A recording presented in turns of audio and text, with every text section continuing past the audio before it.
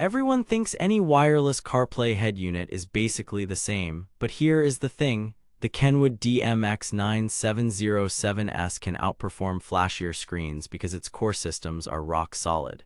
Stable wireless connections, legit audio tuning, and wide vehicle integration. I went in skeptical. Clear resistive screen, 800 by 480 resolution, no volume knob, hard pass, right? Wait.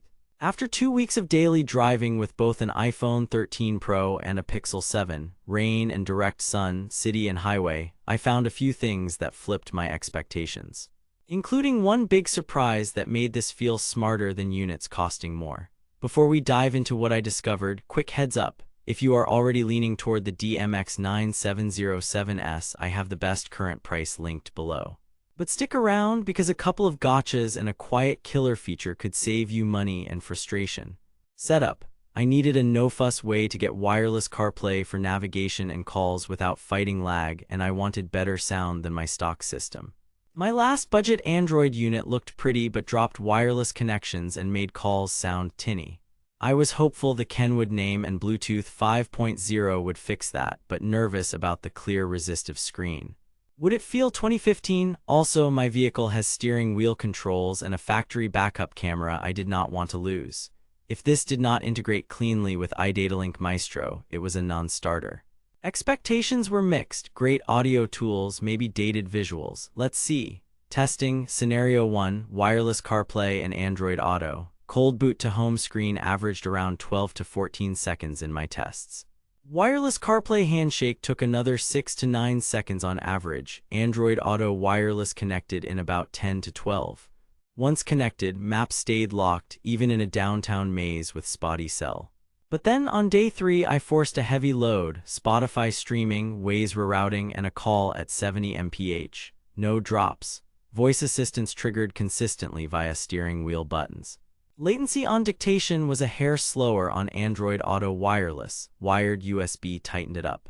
Scenario 2, screen and UI. The 6.95-inch clear resistive panel at 800 by 480 had me braced for mush. In practice, taps, long holds, flicks, and swipes registered reliably, even with light gloves. Brightness holds up. In full sun you will need to bump it near max, but the LED backlight keeps text clear. Viewing angles are fine, though a capacitive panel still looks crisper. But then I noticed the important part, the UI responsiveness. Moving through home screens, launching apps, switching audio sources felt quick. Not phone fast, but no stutters that I have had with some pioneers at this price. If your priority is actually doing stuff while driving, the feel is snappy enough to forget the pixel count. Scenario 3.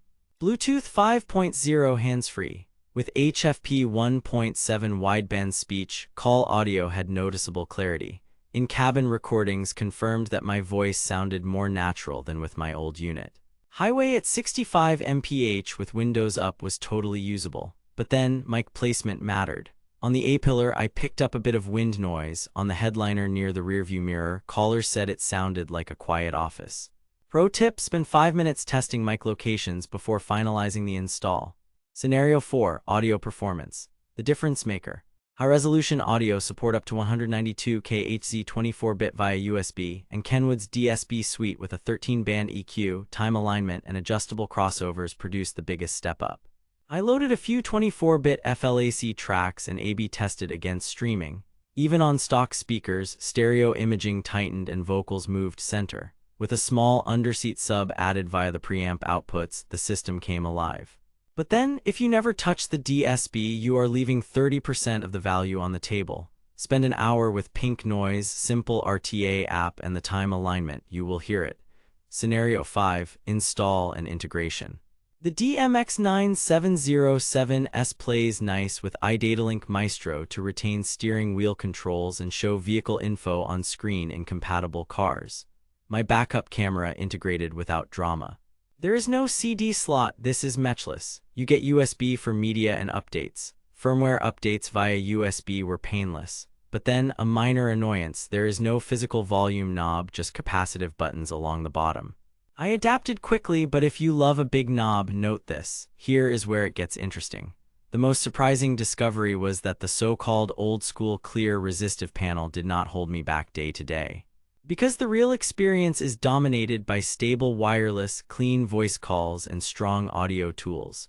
I put in about 20 hours of mix testing across 2 phones, 4 mapping apps, and a few long night drives. Compared to a Sony XAV series with a prettier capacitive screen, the Kenwood's DSP and wideband calling kept my cabin calmer and my playlists sounding better. Against a pioneer in the same price tier, the Kenwood felt more consistent on wireless Android Auto, at least in my car. Is it perfect? No. Resolution is 800 by 480, so tiny map labels are not razor sharp. The screen can show fingerprints faster than a capacitive panel, and if you want built-in HD screen sharpness for album art, look elsewhere, but the core promise held. Wireless connection just works, Siri and Google Assistant are reliable, and the sound quality ceiling is higher than you might expect at this price. Also worth noting, Amazon buyers currently rated around 4 stars, which tracks with my experience. Now that you know the real strengths and trade-offs, get this before stock cycles and prices bump as newer models roll in. Link is in the description for the best current deal and any bundle options with Camera or Maestro to save you install headaches. Bottom line, if you want a reliable wireless CarPlay and Android Auto hub with excellent audio tuning, and you are okay with a clear resistive screen and no volume knob, the DMX9707S is a strong buy. If you demand a high-res capacitive display or you live for a tactile knob, consider alternatives. For commuters who value stable connections, clean calls, and tunable sound over spec sheet gloss, this is the quiet workhorse that beats trendier receivers where it counts. Set it up right, and the screen you doubted becomes a non-issue, while the sound and stability make you forget the rest.